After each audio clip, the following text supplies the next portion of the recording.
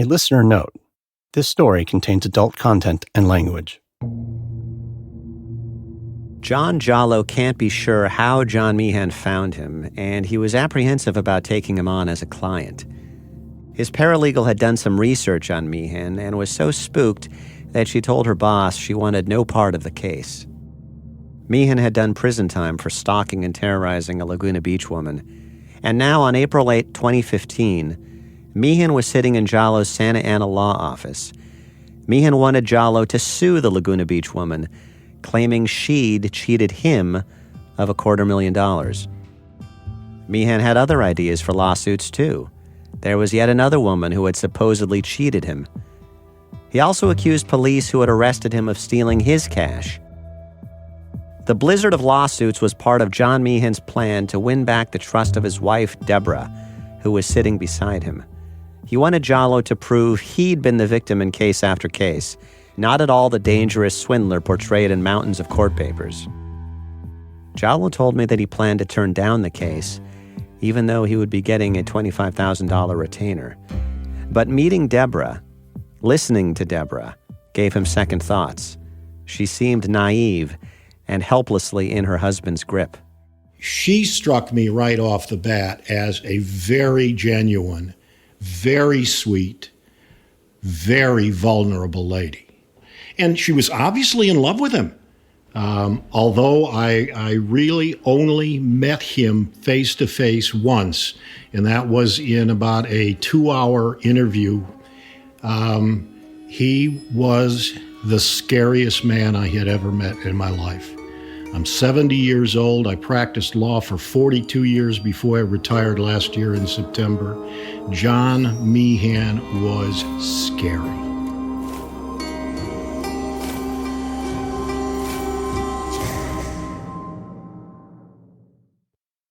Hi, it's Christopher Goffard.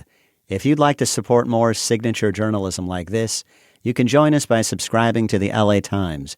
Our mission is to uncover the truth every day, and we invite you to be part of it at latimes.com/join. That's latimes.com/join. From the Los Angeles Times and Wondery, this is Dirty John. I'm Christopher Goffard.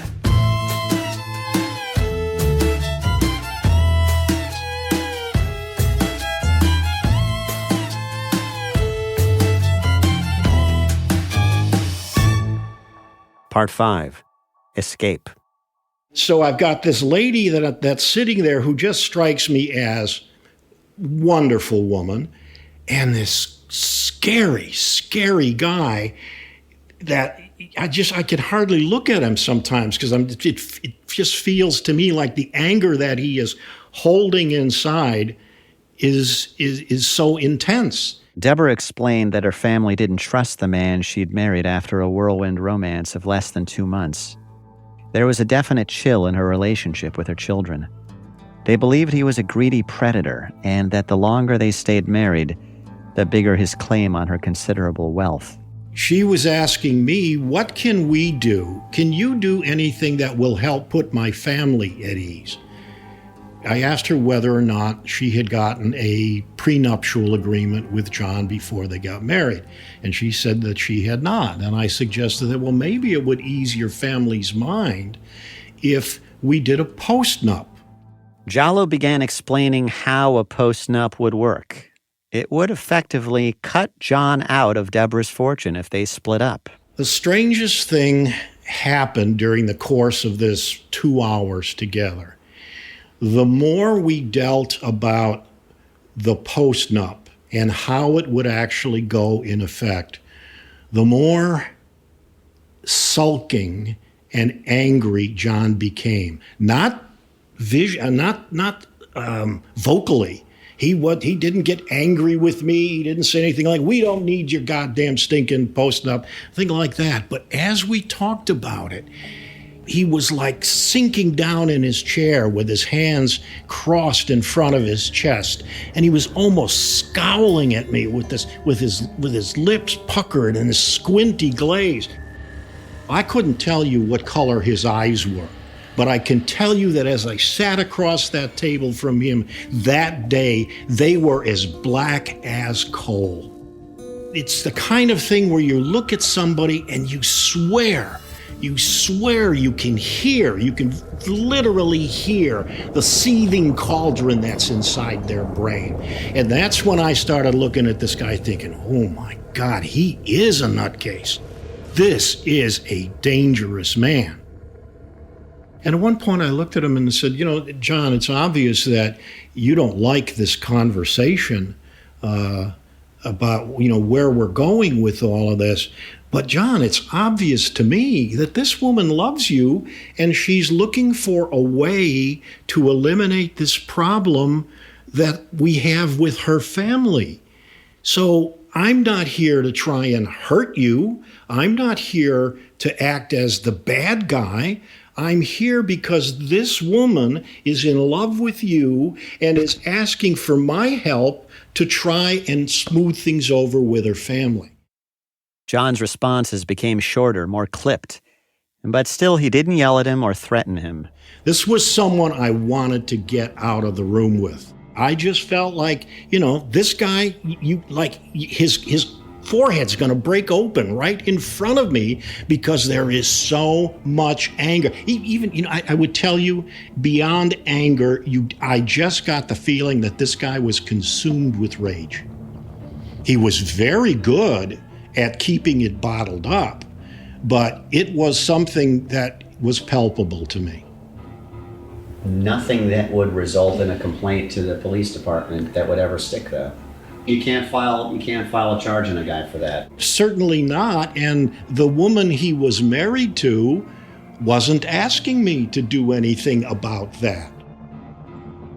Two things occurred to me. The first was I just got stronger in my feeling that this woman needs some protection.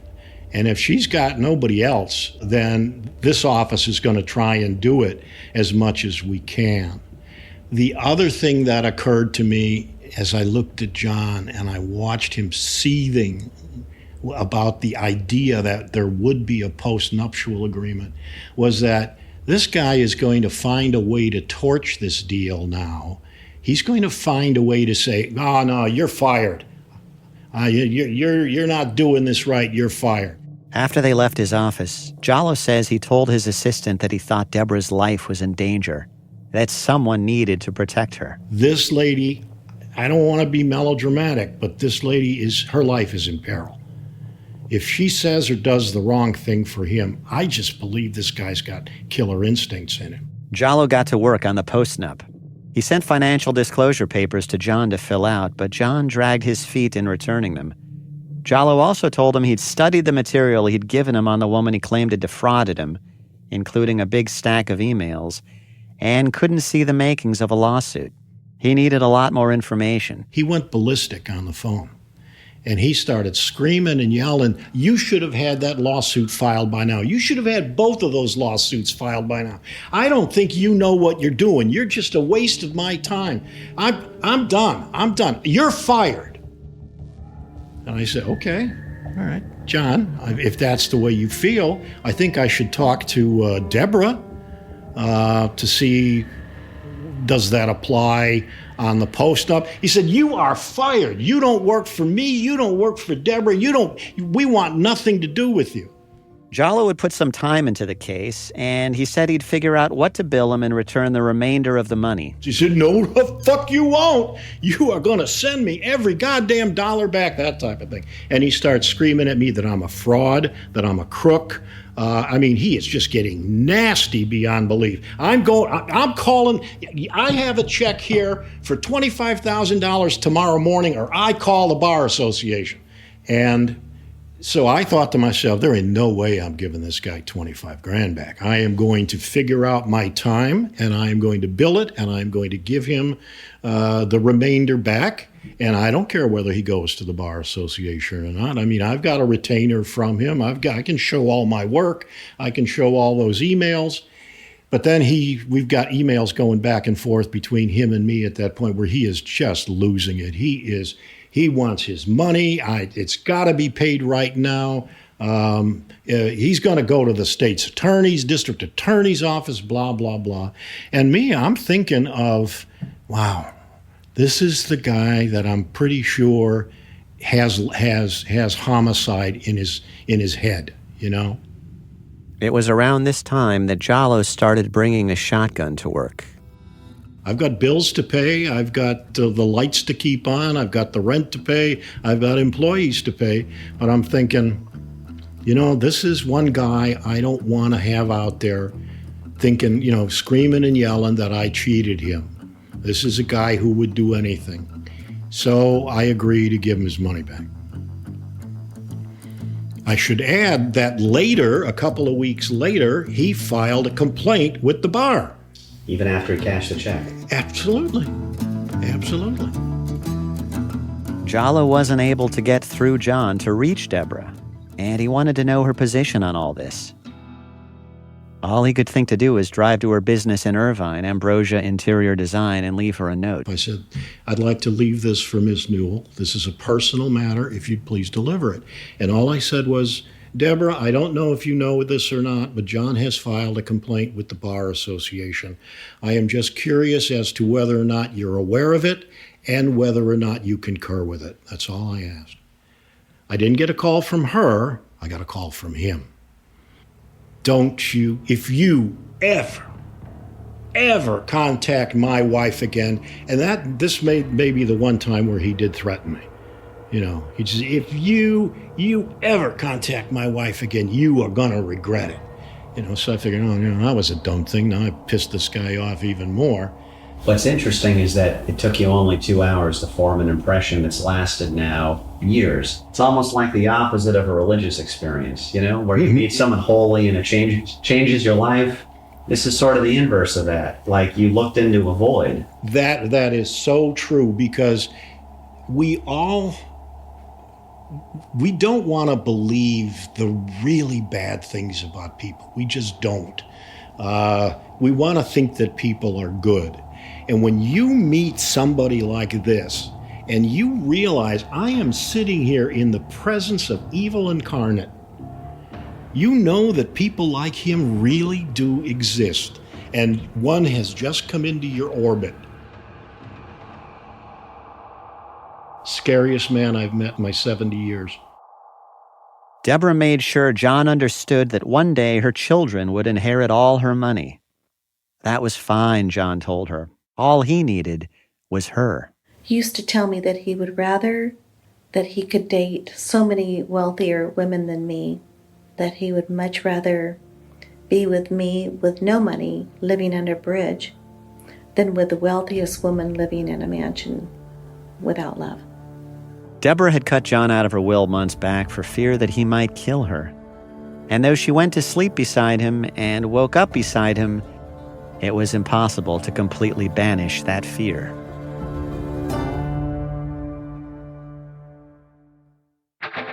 Find your dream candidate with these tips from ZipRecruiter and Dirty John. Tip: make sure your job post reflects the position honestly. It should clearly spell out the responsibilities of the position, the type of company culture you're striving to create, and what opportunities for growth the position offers. Then, you can use ZipRecruiter to post your job to over 100 top job boards with one click. Their smart technology notifies qualified candidates to apply within minutes of posting. In fact, 80% of employers who post a job on ZipRecruiter get a quality candidate through the site in just one day. Try ZipRecruiter for free by visiting ZipRecruiter.com/dirtyjohn. Again, that's ZipRecruiter.com/dirtyjohn. This has been a tip for finding your dream candidate from Dirty John and ZipRecruiter, the smartest way to hire.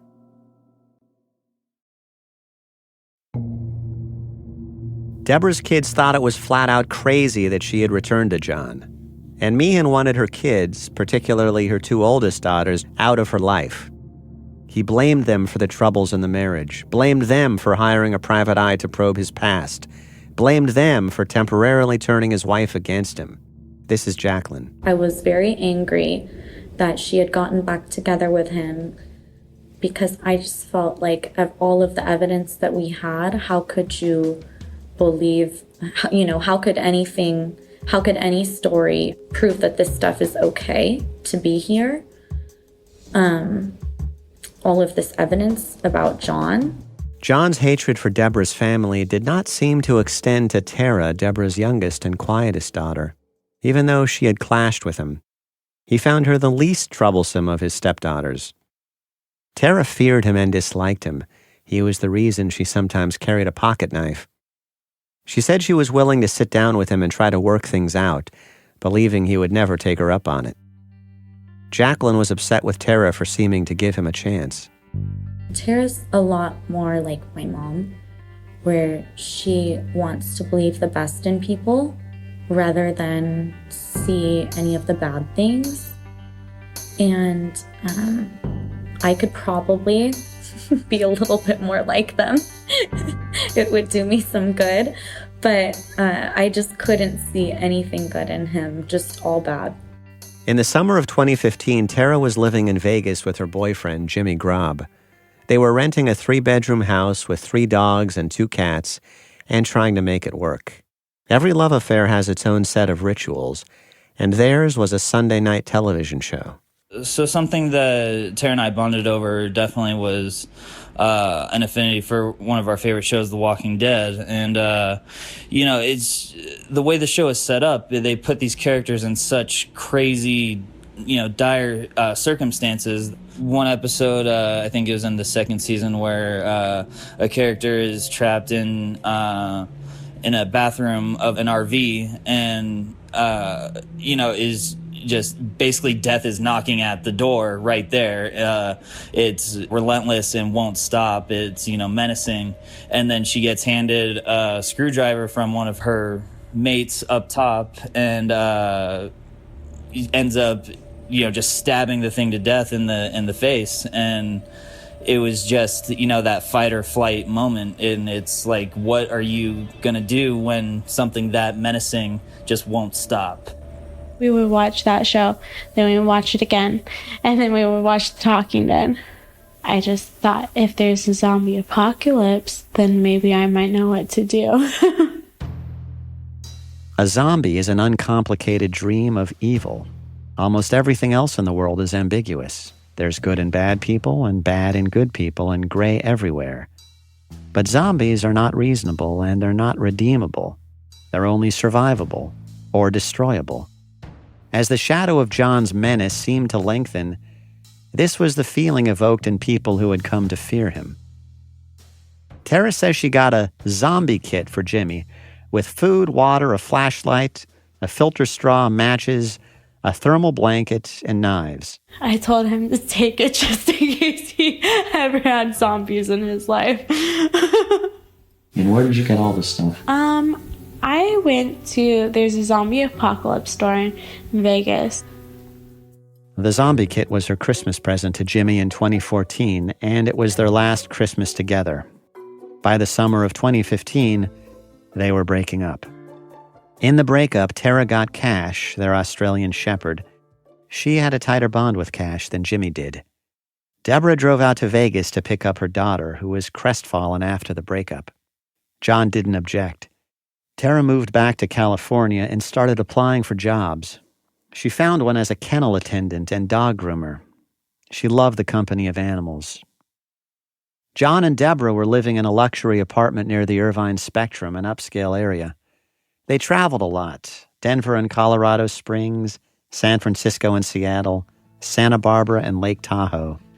He was back to his doting ways. He spent the day, many days, getting my cars washed, running errands for me, going to the post office, helping me with different things, getting my dry cleaning, going grocery shopping. He'd have flowers all the time for me. He wanted to hold me all night and kiss me constantly and things like that. So there was this, obviously it feels good. So you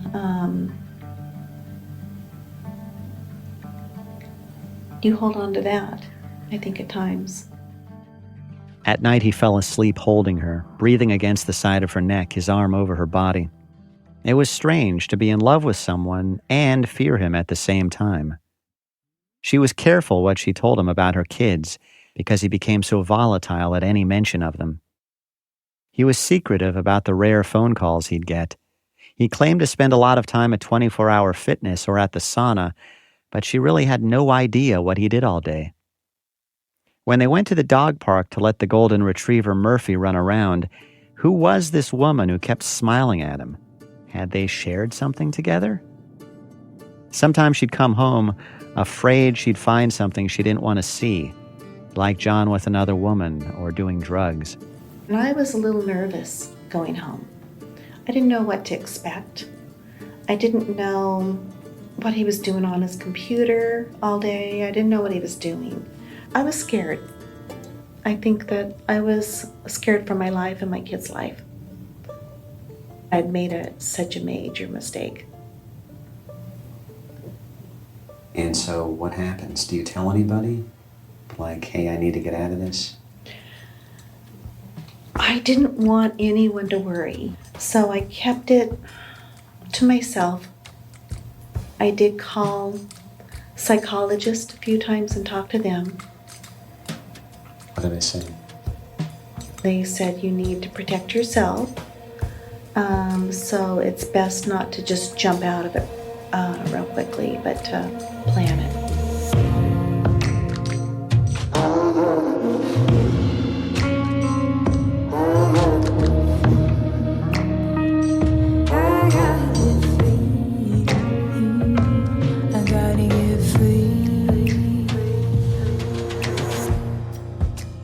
Debra would have to play the role of the happy wife for now.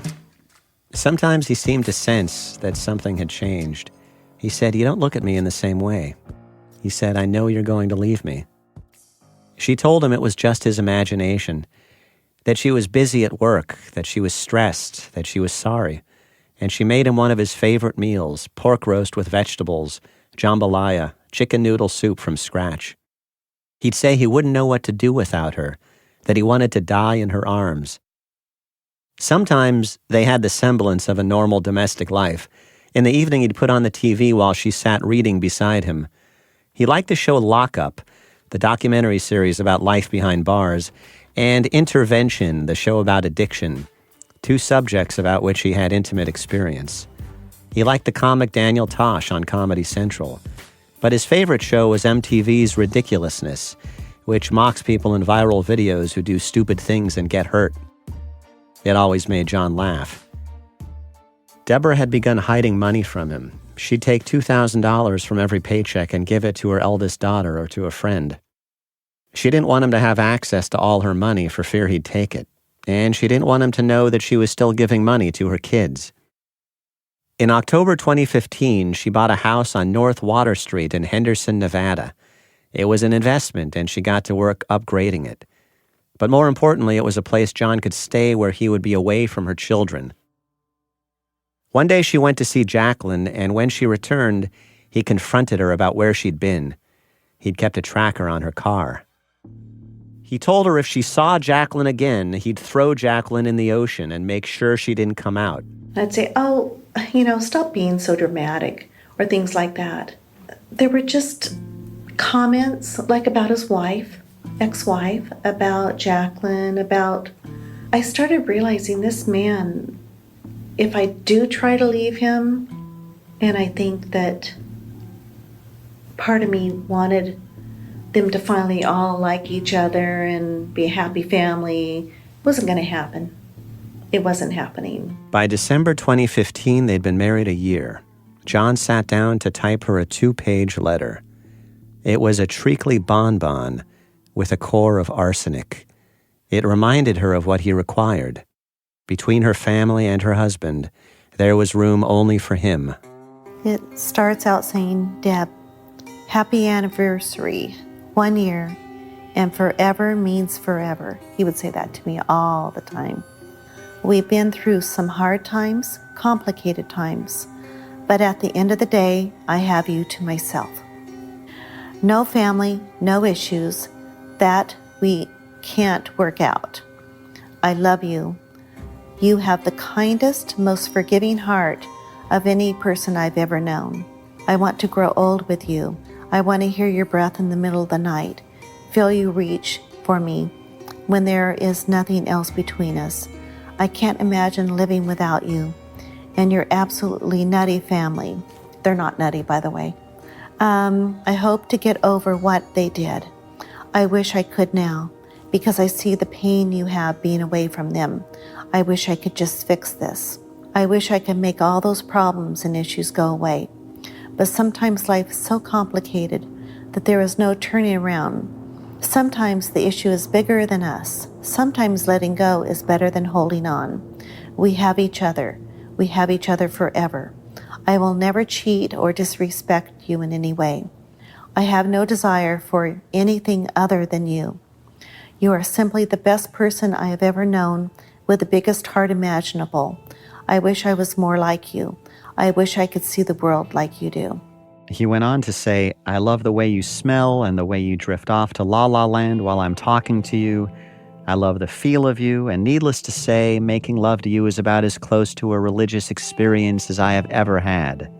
I hope I die in your arms, because this world would be a dark place without you. I hope you love me, and we grow old together. I hope. He told her these sort of things all the time, and they always sounded sincere. And I felt very torn. Here's my family, and here I go again, another failure. So I didn't think I could go through another divorce. I thought, how can I keep getting this so wrong so many times? I know my problem is I jump into them without really getting to know the person. She knew she would never really be able to trust him. She knew she'd been deceiving herself, that her children had not been her enemies, but the ones who'd seen him clearly from the start. In February 2016, John discovered that Debra had been secretly giving Jacqueline money to attend real estate classes. He thought that I was out of my mom's life, and the fact that my mom and I were talking a little bit really bothered him because he wanted me just out of the picture, away. Of all the people in the family, you were the one he most identified as an enemy, right? Yes. John and I really had it out for each other. John started sending Jacqueline lewd messages. He called her real estate school and slandered her, embarrassing her to the point that she dropped out. She says he sent her a picture of her birth certificate with spit on it. She sent some heated messages back. She showed me their exchanges from March 6, 2016. I Googled pile of shit, and then I sent him an image of a pile of shit. And then I was like, if you had a life, you wouldn't be wasting your energy emailing me. Let's just stop wasting each other's time. Nobody cares about you. He was like, you don't have a mom. And it's like, she's right next to me and we're reading your emails together. She reads me a couple more from John. Mommy wants nothing to do with you and that will kill you. Jumping off a tall building would make me smile. Head first will work. I said, leave me alone, you sick pervert. Yeah, jump head first. Your mom and I will be laughing. I thought, what a sick thing to say to my daughter. It was just the things he would say that at that point, who can be with someone like that? But I really had to protect myself and my kids. Debra had been married to John a year and 3 months at this point. She withdrew $120,000 from her bank account, hoping he wouldn't notice. She gave some money to a friend to hold, and some to a daughter. She had $30,000 stashed in the bottom drawer in a closet, banded stacks of $100 bills. Somehow he found it. He confronted her at their Orange County apartment. He put it in front of me and said, what's this? So I said, money. And he went into my accounts and said, why are you withdrawing all this money? He had been tracking all my accounts. And when he plopped that stack of cash in front of you, what did you say? It's mine. It's mine before you. Just don't want you to have it. And he says, no, everything that is yours is mine. And I said, no, anything that was mine before you is still mine. And that's when he said, and we were getting heated up. And I'm not one to even raise my voice, if you know who I am. He said, hit me. Because if you hit me, I'll make sure you never get up again. I said, I'm not going to hit you. And I packed a bag and I left. And I said, I want a divorce. I'm out of here. So that was the end of the end. I think I grabbed one shoe, some of my makeup, and left. You mean one pair of shoes? No, one shoe. I'm taking stuff and I'm leaving. Debra and Jacqueline drove out to the house in Henderson, Nevada when they knew John was in California. They worried he might be monitoring them on security cameras he'd installed at the house, so they had no time to lose. He could make it there in 4 hours if he knew. Debra put tape over the camera lenses. They brought professional movers and they worked quickly, packing up Debra's stuff, stacking it into the big truck. It was March 29, 2016. Jacqueline used her iPhone to record the condition of the house as they prepared to leave, just in case John complained that they'd damaged or stolen his things. I got everything. Let's go. Yeah. I even want a video of you leaving. Let's get. You got your keys? You got your phone? And I just have like a video looking back. You can see the truck and the guys moving stuff, and then her driving home. Yeah, it got really ugly really fast, which I knew it would.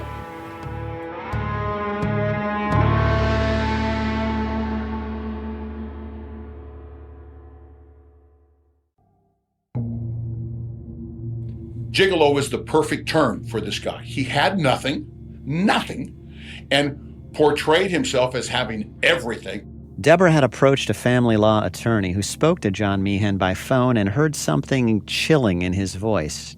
He cared about his clients, he said, but he had a family. He decided to pass on the case. Then she found Michael R. O'Neill, who had more than 4 decades in the law and kept a shotgun at his Santa Ana office. He sized up the situation fast. He saw how John, a disgraced and penniless nurse anesthetist, had lured her in, then managed to keep her even after he'd been unmasked the first time. You take the victim away, the con man's nothing. He has to eat. He's got to, like a shark, he's got to eat. And that's what he is. He is a shark. And he looks for his prey. They select these people. You know, they don't just nilly-willy bump into somebody and go, wow, you'd be a great victim. They know exactly about their victim. And she finally realized, and once she saw all the bad stuff, that, hey, look, let's get away from this guy. And then he became a bad con man. He took away the polish and the spelt shark stuff, and he became a big fat sea bass. You know, she's very religious. And when you humble yourself, you the shark, and you say, I can't believe that all these years I've been this shark, I now would like to be a salmon or a trout. And I owe it all to you. Well, that is more the chameleon of the guy. Wonder how far you can take this fish metaphor. Oh yeah, I guess I'm all. But that's what he's done. He's just, you have to find somebody that will swallow that line, hook, line, and sinker. So when I ask about the specific nature of the con that John would run, by that I mean his goal was to get into people's lives, marry them, and then take half their stuff, right? No, to take all their stuff. He didn't want half. And he believed he was, after all, he was entitled to it. He was entitled to it. She filed for divorce in April 2016. If Debra had glimpsed a frightening side of him during their first separation, now he seemed a creature of pure malignancy. He wrote, "You get your family. I got the dog. I got the better deal." He wanted money and promised to bleed her dry through the divorce courts if she fought him. He wrote, "For once in your holier-than-thou life, listen to me.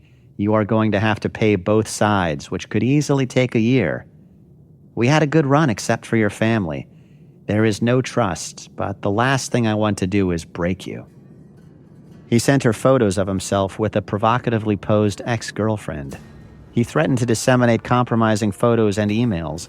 He wrote, "Make yourself available or I ruin a family. There are children involved, Deb. This is bigger than you. No more being nice. This will turn an entire family inside out. You're selfish to allow this. You'll never forgive yourself, but I am doing it. He lectured her. You don't know how to live. Sex is not love. Get help. He denounced her as a crook on Yelp. He had once coaxed naked photos out of her, and now he sent them to her family. He texted her that he knew where she was when she picked up her grandkid. And he sent a horrible text to one of her nephews, whose mother, Cindy, Debra's sister, had been shot to death in 1984 by her husband. It was a wound that John delighted in inflaming. John wrote, "Your dad should have put one in the back of your useless head as well as your brother, just after he blew your mom's brains out all over the wall." Debra says he forged her name on $17,000 worth of checks. And he accused her of assaulting him. "Deb, I saw this coming. It's pathetic it's come to this point, but you leave me with no options after your storm of lies." She replied, "Storm of lies, wow. You are the expert in that area." He had brought only 3 boxes with him to the marriage, mostly old clothes. Now he wanted $7,000 a month in spousal support and $75,000 in attorney's fees. He accused her of stealing $90,000 in cash from him and $30,000 in gold coins. He complained that he was living on monthly disability checks of $558 for his bad back. John wrote, "It doesn't matter that paying support isn't what a real man demands. It's what the court feels is equitable. That's all that matters. Think, Deb. There is no alternative to this unless you start thinking.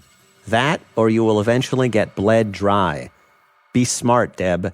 You have no idea of the mistakes you made. Be smart and you'll save a fortune." "I don't trust anything you say," Debra wrote. "You're evil." She understood now how he worked. He turned everything around. He made his victims look like his tormentors. He told her she was a pathological liar. "Face it, Deb, I'm smarter than you." She replied, "Stop. Don't contact me again or I will go to the police." He had posed as her soulmate, the answer to her longings after 4 failed marriages, and now he used her past as a barb. "You think I'm going to allow your family to continue? Look in the mirror 5 times and still making the same mistakes. Now you're getting yours. Pray, Deb. Pray hard." He had turned himself into a church-going Christian and wept during sermons, knowing God mattered to her, and now he used her faith as a cudgel. "Everyone is a better Christian than you," he wrote. "Paybacks are costly and a bitch." He had rhapsodized endlessly about her beauty and promised she would never know loneliness again. And now he wrote, "You lying old bag. You'll grow old alone." He sent her a list of her clients, builders who used her interior design business, and threatened to call them twice a day. Debra brought her lawyer a stack of legal papers documenting his criminal history and his emails. She wanted a restraining order. She feared for her life. She wanted protection for herself, for her 36-year-old daughter, Nicole, her 26-year-old daughter, Jacqueline, and her 38-year-old son, Brandon. She did not list Tara, who was 24, on the request. John seemed not to be a threat to her. I mean, I submitted an inch worth of documentation. I worked day and night for like 2 or 3 days, both with Debra and without Debra, to put together the entire package. O'Neill cited more than a decade's accumulation of mayhem. The theft of hospital drugs, the Indiana Board of Nursing calling him, quote, "a clear and immediate danger to the public," end quote. The time he jumped from a moving ambulance to avoid arrest. The restraining order requests from women who feared he would kill them. The detectives, so worried by John's reported death threats that they too asked for a restraining order. The arrest for extortion and stalking. But all of that wasn't enough. In order to get a domestic violence restraining order in the judicial system and family law, you have to show a couple of things. Number one, that it's an emergency. Number two, that you are in fear of your life, safety, whatever, immediately, and that the perpetrator, the alleged perpetrator, has the ability and the means to do what it is you're alleging he's going to do, which puts you in fear and apprehension. What the court said is, no, we can't do that because he hasn't laid hands on you. He hasn't hurt you physically. Plus, John lived in Henderson in another state, and there wasn't what the court thought of as fresh blood. O'Neill was surprised, but understood the court's reasoning. In retrospect, it would have been nothing more than a piece of paper, and that piece of paper wouldn't have slowed down Meehan at all. John had never been violent to Debra before. O'Neill thought his threats were probably idle. He hoped. I hadn't seen anything where he had made any overt gestures to, get hands on her. I just thought, this is a sick puppy. I mean, that was my position all along. You're just a sick son of a bitch, and that's what I thought. The judge told them they could come back in 14 days to apply for a permanent restraining order. Debra did something inadvertently to sabotage it. She says another lawyer told her she would save on legal fees if she could get John to settle. Would he accept a certain dollar amount to agree to an annulment? She misunderstood that as a suggestion to meet him, and she went to the Henderson house. She thought he looked like he'd aged a decade since she last saw him, and his weight was way down. She broached the subject of the annulment. She even said they might try to start fresh afterward with no lies. It was the only thing she could think of to say. He wouldn't hear of it. She'd promised till death do us part. He wept and said he was dying of cancer. He didn't want to die alone. How could she leave him? He told her he'd do anything to make it right. She wrote him a $10,000 check to fix the Henderson house and told him he could stay there while they figured things out. She was trying to keep him occupied and buy some time. She says she slept on a mattress on the floor that night. "I'm dying, Deb, slowly dying. Please, just come up with something so we can move on," he texted her when she got back to California. "I'm not doing well, Deb. I'm doing horrible without you. I need you." Because she had seen John, because she had actually spent the night at the Henderson house, her lawyer knew no judge would grant the restraining order. How scared could she be if she saw him voluntarily? I said, what were you thinking? You have completely taken away every muscle, every hammer, every degree of strength that we have to get a restraining order. You have completely vitiated that 100%. So we have no chance.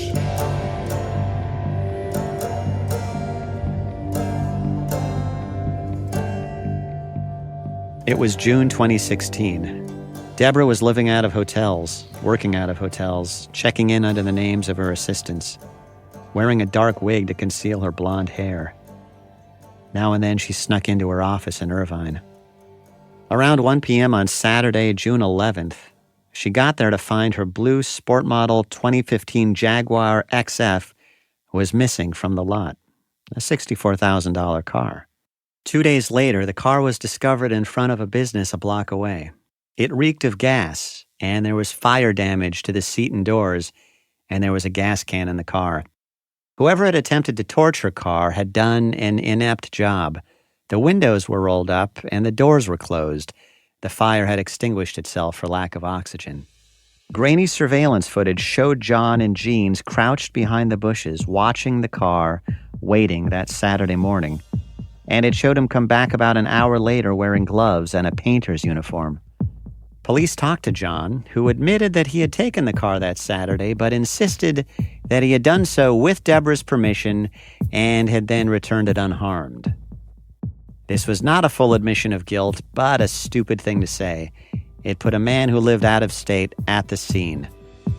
Well, once he came down and set the Jaguar on fire and stole the Jaguar, it sort of changed the playing field a little bit. Well, now he's reaching out. Hey, and I kept talking to Irvine PD. Are you going to do anything? I mean, we have a video. We know he did it. You have the video. Do something about it. O'Neill thought if police could connect him to the Jaguar torching, he could finally get the restraining order. Everybody kept assuring me, Yeah, we're investigating. Yeah, we're looking into it. Yeah, we think we got the right guy. All of June passed, and then all of July, and still the police had not arrested him. They said they were building a case, trying to nail him with inconsistencies in his story. O'Neill's name and business address was on all the court papers. He says 2 of his friends who were family law attorneys were murdered by people on the opposing side. He thought it was a good time to put in extra locks at his Santa Ana office. I just thought he was the boogeyman. I mean, I don't mean to say that I was intimidated or I was scared. I got a big old shotgun that sits over there underneath my cabinet. But still, it doesn't do you any good if it's over there under the cabinet. If somebody barges into your office and you're sitting over at your desk, he was a bad man from the onset. He was a bad man. Whether or not he would take it to the extreme that he ultimately took it to, I would have never thought that until at least the car incident and the torching. And then he became a hands-on. Debra blocked his texts and emails, and this seemed to enrage him. Debra changed phones. She refused to hire a guard. She thought she would be okay since she was on the road a lot, living out of hotels. When she was in Orange County, she stayed with Jacqueline, who had found a new apartment near the John Wayne Airport. It had a security gate, but Jacqueline worried about John following her into the parking garage. After the car torching, he seemed capable of anything. I felt like I needed some protection as far as the weapon. Because what am I going to do when some 6'2" guy comes at me? I'm 5'2", I'm whole fit, I'm 95 pounds. Jacqueline says she got herself a Smith & Wesson revolver. Of all John's stepkids, she knew he hated her the most.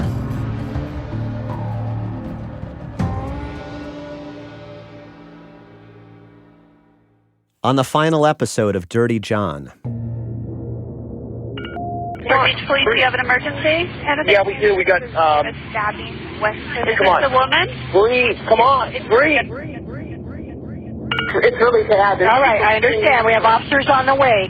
Like, Mommy, somebody's screaming. And then she saw this guy just raising his hand up and down, up and down, up and down, up and down, up and down, up and down. Dirty John is reported and written by me, your host, Christopher Goffard, for the Los Angeles Times. Karen Lowe is our producer and editor. Audio design by Jeff Schmidt. Executive producers Jeffrey Glazer and Hernan Lopez for Wondery. Over the course of this production, our LA Times team has included Shelby Grad, Steve Clow, Robert Meeks, and Devon Maharaj. You can read the story at latimes.com. We're putting up installments as these episodes air. I was recently interviewed by Real Crime Profile, a podcast hosted by Laura Richards, Lisa Zambetti, and Jim Clementi, a retired FBI profiler. They had some interesting theories about John, his M.O., and a little-known form of psychological abuse called coercive control. You can listen to Real Crime Profile wherever you get your podcasts.